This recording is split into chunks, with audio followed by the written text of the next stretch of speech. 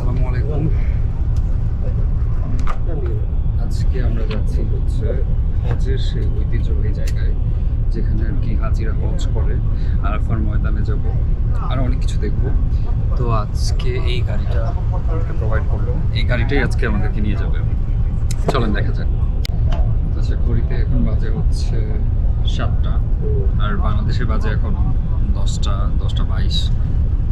এখানে কিন্তু জ্যাম পড়ে গেছে, সবাই বের হচ্ছে এই মুহূর্তটায়। সকালবেলা তো অনেক হাজিরা আসছে, ওনারা সবাই এয়ারপোর্ট থেকে আসছে। আজকে যারা আসছে তাদের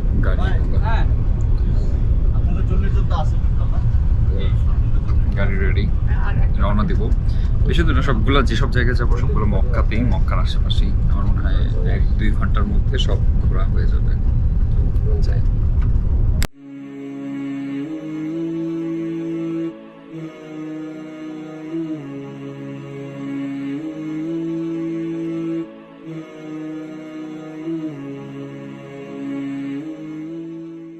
প্রথমেই আমরা গেলাম ঐতিহাসিক জাবালে সৌর পাহাড়ের ধারে।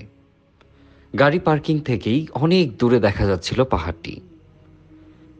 মদিনাতে হিজরতের সময় এই পাহাড়েই আমাদের প্রিয় নবীজি 3 দিন 3 রাত অবস্থান করেছিলেন। প্রায় 5500 ফিট উচ্চতা এই পাহাড়ের। পাহাড়টি সম্পর্কে আরও নানান কথা আমরা শুনছিলাম। আমরা উপরে না উঠে পরবর্তী গন্তব্যে যাত্রা শুরু করব।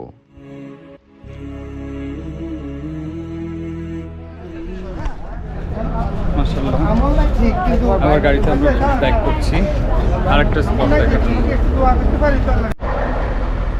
এই যে লাল জামা কাপড় পরা দেখছেন, এনারা কিন্তু ইন্দোনেশিয়ানদের মধ্যে একটা জিনিস দেখলাম, তারা দলবদ্ধভাবে একই রকম জামা কাপড় পরে আসে। ওই পাশেও আছে। এই যে কিছুক্ষণের মধ্যে এত টুরিস্ট চলে আসছে, এত হাজি চলে আসছে এখানে। বিভিন্ন দেশের, এক এক দেশের এক একটা গাড়ি আছে, এক এক গাড়ি রিজার্ভ করে তারা আসে। ভিউয়ার্স, আমরা সকলেই অবগত আছি বড় হজের 3টি ফরজ ও 6টি ওয়াজিব। এর মধ্যে এহরাম বাঁধা তো আছেই, দ্বিতীয়টি আসে আরাফাত ময়দানের কথা। আমরা এখন ঐতিহাসিক আরাফাত ময়দানের পথে।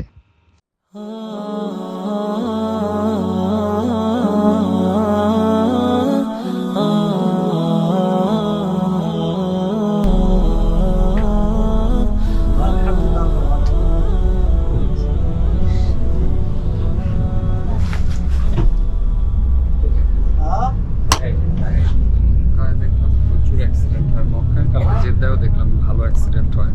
এখানের রাস্তাও প্রচুর অ্যাক্সিডেন্ট হয়, খুব বাজে অ্যাক্সিডেন্ট। আর একটা জিনিস দেখলাম, প্রত্যেকটা গাড়িতে আপনার এক একটা মানে বাড়ি লাগার দাগ আছে। প্রত্যেকটা গাড়িতেই প্রায় দেখবেন, গাড়ির পিছন দিকে বা সামনের দিকে স্ক্র্যাচ আছে বিভিন্ন গাড়িতে। রাস্তা ভালো হওয়ায় মনে হয় তারা জোরে গাড়ি চালায় হতে পারে।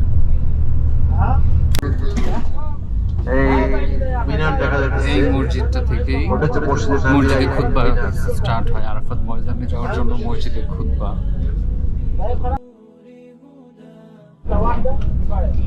এই যে তাঁবুগুলো দেখা যাচ্ছে, তাঁবু যদি এখন নাই, যে স্ট্রাকচারগুলো আছে, এখানেই হাজিরা থাকেন হজের সময়। আলহামদুলিল্লাহ, আরাফার ময়দানে নামলাম। এখন হচ্ছে আমরা যাব সেই জায়গায় যেখানে আমাদের আদম আলাইহিস সালাম এবং হাওয়া আলাইহিস সালামের প্রথম দেখা হয়েছিল। শুধু তাই না, আমাদের প্রিয় নবীজি হযরত মুহাম্মদ সাল্লাল্লাহু আলাইহি সাল্লাম যেখানে বিদায়ী ভাষণ দিয়েছিলেন, সেই জায়গাটায়, সেই মাউন্টেন আল রহমান মাউন্টেন। দেখি, জানি না উপরে উঠতে পারবো কিনা, তবে ওই জায়গাটা দেখব। এখান থেকে মুজদালিফা 7 কিলোমিটার, আর এই যে আল আরাফা মাউন্টেন ডান পাশে, এদিকে যাচ্ছি। অনেক গাড়ি, এখানেও অনেক টুরিস্ট আসছে, অনেক দেশের অনেক হাজিরা এই জায়গাটা দেখতে আসছে। যারা হজ করে নাই তারাও আসছে, কারণ ভবিষ্যতে হজ করলে অ্যাটলিস্ট জায়গাটা চিনে ফেলতে পারবে। আর যারা উমরা করতে আসছে বা ট্যুরিস্ট, তারা এই জায়গাটা দেখতে আসছে। আসলে এটা এমন একটা জায়গা যেখানে আমাদের আদি পিতা মাতা একসাথে হয়েছে। সুবহানাল্লাহ, দূর থেকেই দেখা যাচ্ছে এই সেই পাথর, এই সেই পাহাড়।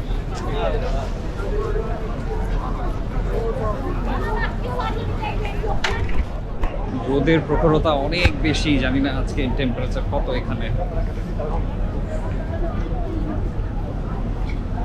পবিত্র নগরী মক্কা থেকে 13-14 কিলোমিটার পূর্বে জাবালে রহমতের পাদদেশেই ঐতিহাসিক স্মৃতি বিজড়িত এই আরাফার ময়দান।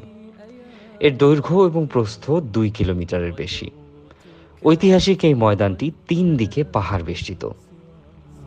ودمع يسيل على مصحفي به এখান থেকে শুরু করলাম। বিসমিল্লাহির রহমানির রহিম। فتلك سجايا لقلب سليم إلى الله دوما تدور رحى فيا سعد من كان ذا همة। অনেকখানি চলে আসছি। এখানে আবার অনেকে দোকান দিয়ে রাখছে, বাট এটা তো আমাদের ওঠা নামার সমস্যা হচ্ছে।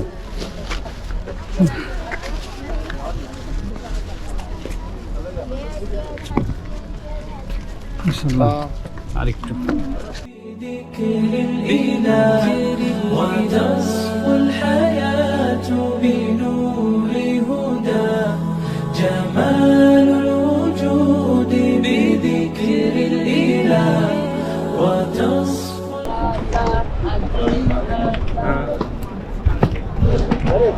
চলে আসছি। আলহামদুলিল্লাহ,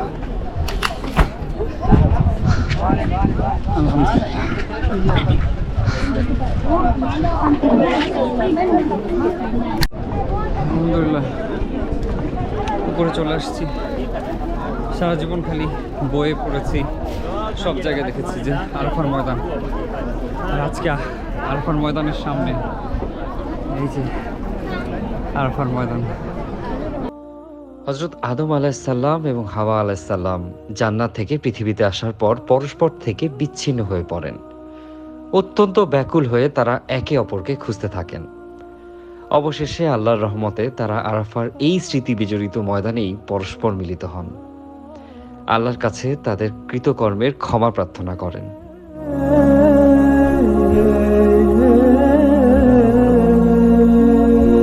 সমগ্র মুসলিম উম্মাহ পাপ মুক্ত জীবন লাভে এই ঐতিহাসিক প্রান্তরে কান্নাকাটি করেন। চোখের অশ্রুতে বুক ভাসান হজে আগত সকল হাজিগণ।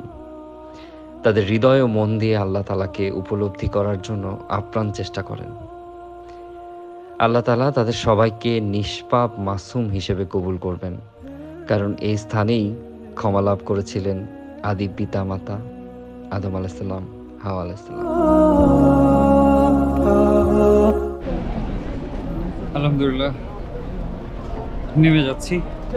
আসলে এত রোদ এখানে, বেশিক্ষণ আসলে থাকা যাচ্ছে না। পুরো যথেষ্ট সময় ছিলাম, আর মানুষ এত বেশি যে আসলে পা দেওয়ার জায়গা নেই। আলহামদুলিল্লাহ নিচে নামলাম। এখন আমি বাকি সবাইকে একটু খুঁজে বের করি। আমরা এখন মুজদালিফার পথে। আরাফাতের ময়দান ছেড়ে প্রায় 6 কিলোমিটার অতিক্রম করার পর মুজদালিফা। হজের আনুষ্ঠানিকতায় অংশ হিসেবে 9 জিলহজ রাত এবং 10 জিলহজ সুবহে সাদিকের পর থেকে সূর্য অস্ত যাওয়ার আগ পর্যন্ত মুজদালিফায় অবস্থান করা প্রত্যেক হাজির জন্য ওয়াজিব। মুজদালিফায় অবস্থান প্রসঙ্গে কুরআনে কারিমে আল্লাহ উল্লেখ করেন, যখন তোমরা আরাফা থেকে প্রত্যাবর্তন করো তখন আল্লাহকে স্মরণ করো এই মুজদালিফায়।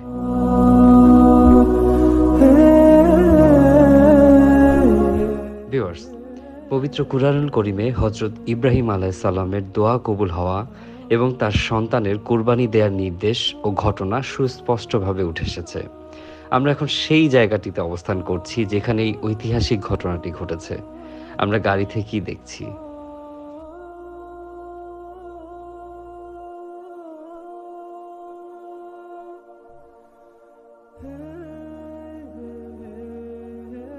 ভিউয়ার্স, এখন যে পাহাড়টি আমরা দেখতে পাচ্ছি এটি ঐতিহাসিক জাবালে নূর পাহাড়। আল্লাহ তাআলার নাজিল করা পবিত্র কুরআনের প্রথম আলোকিত পাহাড়, যে পাহাড়ের গুহায় প্রিয় নবী রাসূলুল্লাহ সাল্লাল্লাহু আলাইহি সাল্লাম ওহী লাভে ধ্যানমগ্ন থাকতেন। বিশ্বব্যাপী যে পাহাড়কে হেরা গুহা নামেই সবচেয়ে বেশি চেনে এবং জানে। এই পাহাড়ের হেরা গুহায় 610 খ্রিস্টাব্দে আল্লাহ তাআলা পবিত্র কুরআনে কারীম নাজিল করেন।